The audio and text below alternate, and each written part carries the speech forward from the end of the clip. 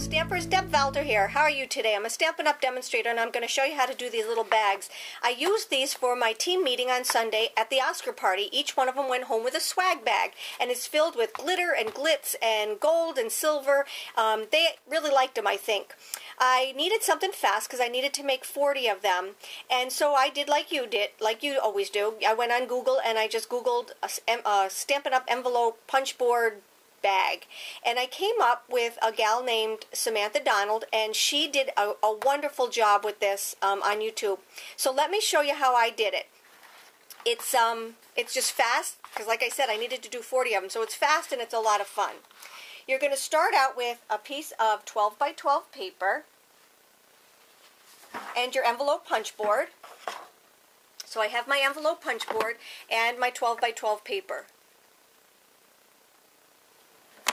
Now what I'm going to do is I'm going to show you how to punch and score at the same time. So we're going to go over to 1.5 and we're going to punch it and we're going to score it. Now it's kind of hard because you can't see the little groove. So what I do is I just stick my my embosser inside here, and I just feel around for the groove, and I've just found it, and I just score all the way down. Now what you don't want to do is score down too far because this paper runs off the envelope punch board, but I'll show you how to take care of that.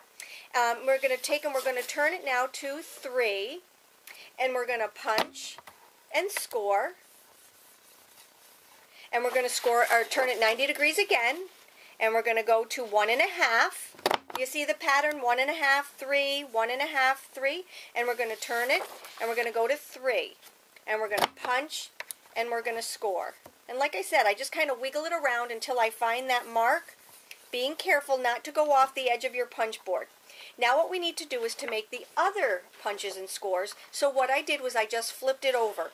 Now this is the most important part right here. You see that this one is done at the 3-inch mark here. So what I need to do on the same side of the Designer Series paper is to punch a 1.5. So I'm going to punch and I'm going to score, and you can see on this side that I have a 1.5 and I have a 3. Now if you're talking like I am right now, or you forget what you're doing, all you have to do is to look at the score or the punched piece you have here. You can tell it's only 1.5. So on this piece I need a 3. So like I said, if you forget and you're not sure where you left off or what one you've done, all you have to do is look at this one. This one's a 3, so I need a 1.5. So what you're doing is you're basically turning it and you're going 1.5, turn 90 degrees, go 3, turn it 90 degrees, go 1.5, turn it 90 degrees, and do 3. Flip it over and do the exact same thing.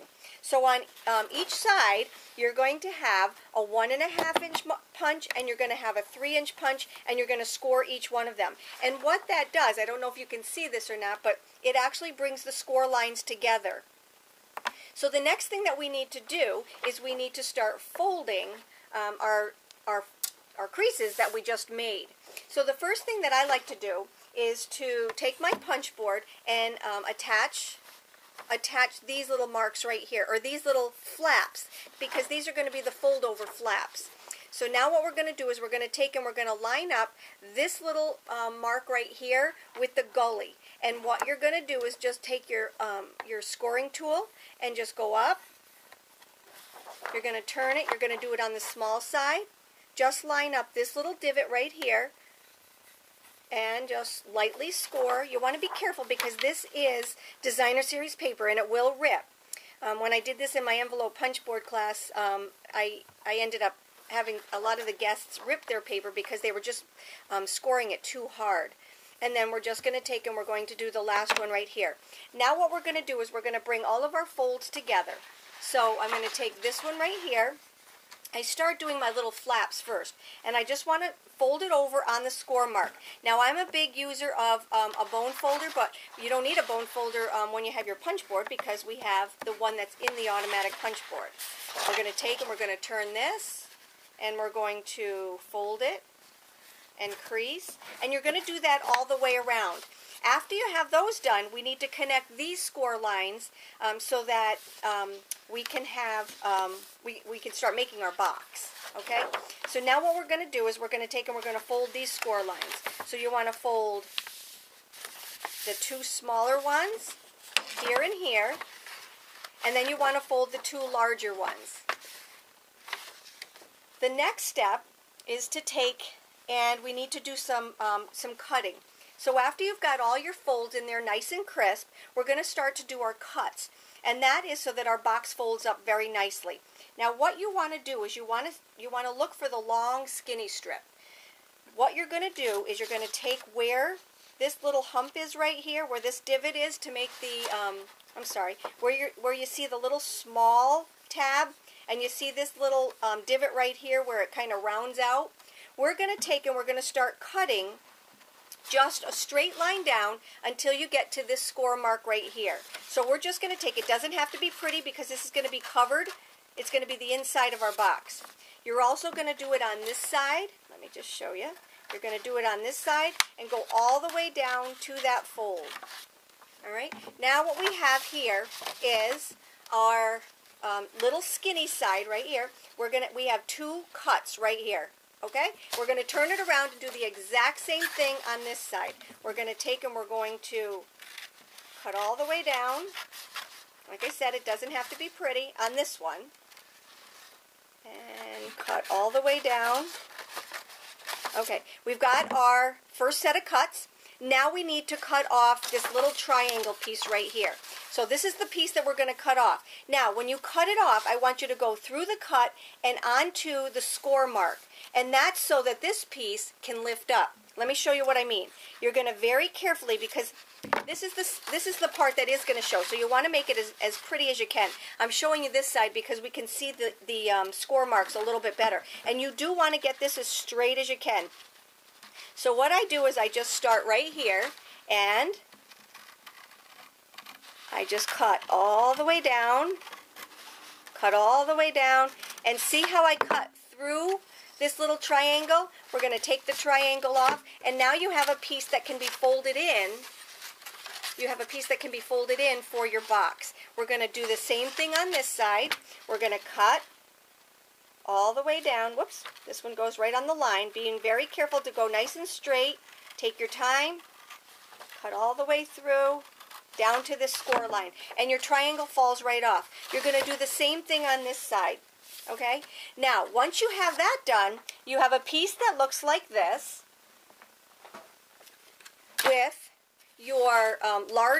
with your large piece with no fold-ups, and then these right here do have the fold-ups. Okay? Now what we need to do is start gluing it together. Your box is almost done.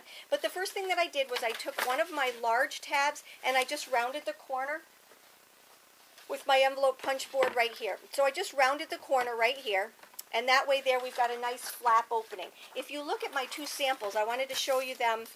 One of them does have it rounded off, and the other one doesn't. They're both pretty, but I like the rounded off part. It looks a little bit nicer. Now, I'm a big fan of the silicone mat. So place your mat down, and what you want to do is you want to get your adhesive as close to this line as you can, because that's the part that's actually going to be glued to your box, and that's going to be the part that you're going to see. So what you want to do is to just take your snail adhesive and run a strip right down this one and right down this one, and do it at the same on the other side. You're going to run it down this side, and you're going to run it down this side. And now we're ready to put our box together. So what I like to do is to take, and I'm still working on my silicone mat because I don't want it to, the glue that I put over there to adhere to my, whatever I'm gluing on. Now what I'm going to do is I'm just going to take the part that has the flap, and I'm just going to lay it down and put it together. Do the same thing on this side, and I use my bone folder to just kind of lay it down flat. So I put these two sides together. For me, it's just the easier way to do it, whatever's convenient for you. And just bone fold the inside. Now before I put the top layer on, I'm just going to take it, I'm going to put some adhesive right here on this flap, and this flap, and this flap. And I'm actually going to just take and fold them in. Fold in your flaps. And then the next piece we're just going to take and we're going to lower the top. Lining up your sides, nice and even. Okay, just line up your sides. And we have our box. Now you're going to say, oh, it doesn't fit. What you need to do is to just push in on both sides. And I put a little Velcro dot there, but you can add some ribbon around it. You can add any kind of embellishments on there. We, for ours, added little rhinestones, or I did. I added little rhinestones for their swag bag, and like I said, they went home with lots of goodies. I hope you enjoyed my post. I hope this helps. It's just a really cute, adorable little bag. It wasn't my original idea, but I do love it, and it really came in handy. Take care, have a great day, and stop by often.